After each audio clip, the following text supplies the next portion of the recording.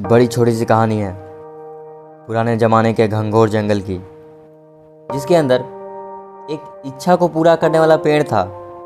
उस पेड़ के बारे में बहुत कम लोगों को पता था, क्योंकि उस घनघोर जंगल में कोई जाता ही नहीं था। एक ऐसा जंगल जहाँ सूरज की किरणें भी बहुत मुश्किल से पहुँच पाती थी। एक बार एक कलाकार वहाँ से निकल रहा था और उसे पेड़ के बारे में उसको कुछ अंदाज़ा ही नहीं था। अब संयोग ये था कि इस पेड़ के नीचे आराम करने के लिए वो वहीं रुक गया। अपने साथ घर से वो खाना लाया था। उसने खाना खाया और सोचा कि थोड़ी देर आराम कर लेता हूँ, नींद ले ही लेता हूँ, उसके बाद चल दूँगा। और जब वो वहाँ सोया तो उसकी नींद इतनी लंबी रही कि वो सीधा शाम की तब तक आसपास अंधेरा हो चुका था। उसे लगा कि मुझे तो यहीं रात बितानी होगी, इसके अलावा मेरे पास कोई चारा ही नहीं है। फिर उसको भूख लगा और उसके दिल में एक इच्छा हुई कि काश कहीं से मुझे खाना मिल जाता तो मैं पेट भर कर खा लेता। कमाल की बात तो तब हुई जब उसके सामने पकवानों से भरी एक थाली आ गई।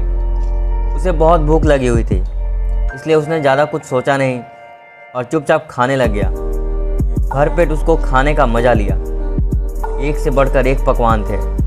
उसने खाना खा लिया तो उसके मन में एक और इच्छा हुई कि कहीं से कुछ पीने को मिल जाता तो और मज़ा आ जाता। उसके सामने शरबत के 2 बड़े बड़े गिलास आ गए। वो बहुत खुश हुआ और उसने वो शरबत भी पी ली और ये नहीं सोचा कि आखिर ये सब आया कहाँ से। उसके मन में एक और इच्छा हुई कि जब इतना सब कुछ हो ही रहा है तो कहीं से तकिया आ जाता तो मैं अपने सिरहाने लगा देता। ये पेड़ के पास सोने से गर्दन बहुत दर्द करती है। ताज्जुब की बात तो तब हुई जब वो सोने गया तो उसके सिरहाने तकिया मिला। सिरहाने रखने के बाद वो जब आराम के लिए लेटा तो बस ये सोचने लगा कि ये सब हुआ कैसे।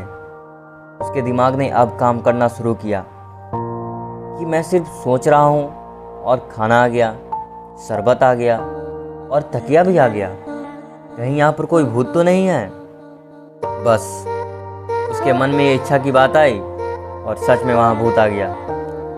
जैसे ही उसने भूत को देखा तो उसके मन में पहले यही विचार आया कि कहीं ये भूत मुझे खा तो नहीं जाएगा, क्योंकि इसीलिए उसने मुझे तक शरबत पहुँचाई, खाना पहुँचाया और पकवान पहुँचाए। बस उसने सोचा और भूत ने उसे खा लिया, क्योंकि वो इच्छा को पूरा करने वाला पेड़ था। जो सोचो वैसा ही वहाँ पर होने लगता था। ये कहानी उस कलाकार की, उस इच्छा को पूरा करने वाले पेड़ की और उस जंगल की नहीं, बल्कि आपकी और हमारी है। हमारे दिमाग इस दुनिया का सबसे बड़ा इच्छा को पूरा करने वाला पेड़ है।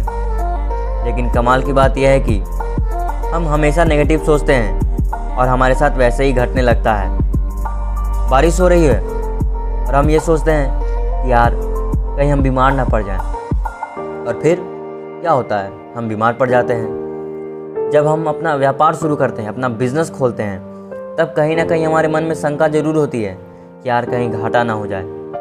फिर घाटा हो जाता है। नौकरी को जाते हो तब सोचते हैं यार आज लेट हो गया, कहीं बॉस डांट ना दे। आखिरकार क्या होता है, बॉस आपको डांट देता है। हम हमेशा उल्टा ही सोच रहे होते हैं।